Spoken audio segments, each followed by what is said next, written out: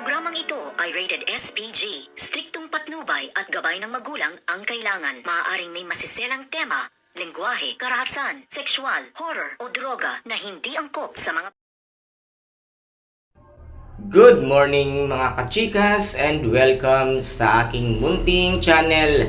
Si Justin kaya ang siyang magiging tulay para nga muling matuntun nitong ang si Savior at itong si Princess, ang tunay na salarin at kasabwat nga nitong si Livy sa kanyang pag-kidnap di kuno na ngayon nga ay nakuha nila ang isang cellphone at dito nga ay may message sila at ito nga ang suggest ngayon nitong si Justin na magpapanggap nga sila na siya ang may-ari ng cellphone at siya ang may-ari ng sasakyan.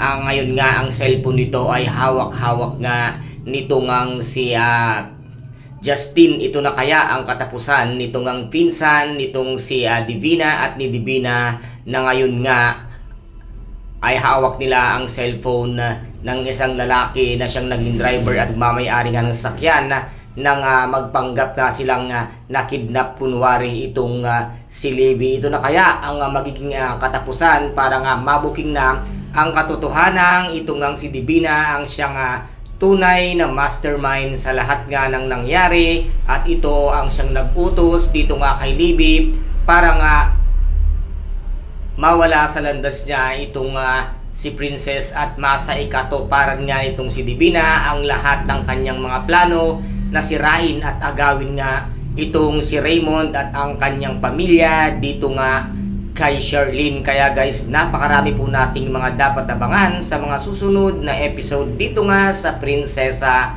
ng City Jail. Kung nagustuhan po ninyo ang aking videos for today, paki-subscribe na lamang po ng aking channel, paki-like and share para maging update kayo sa lahat ng gagawin kong videos. Maraming salamat po. Ingat, God bless and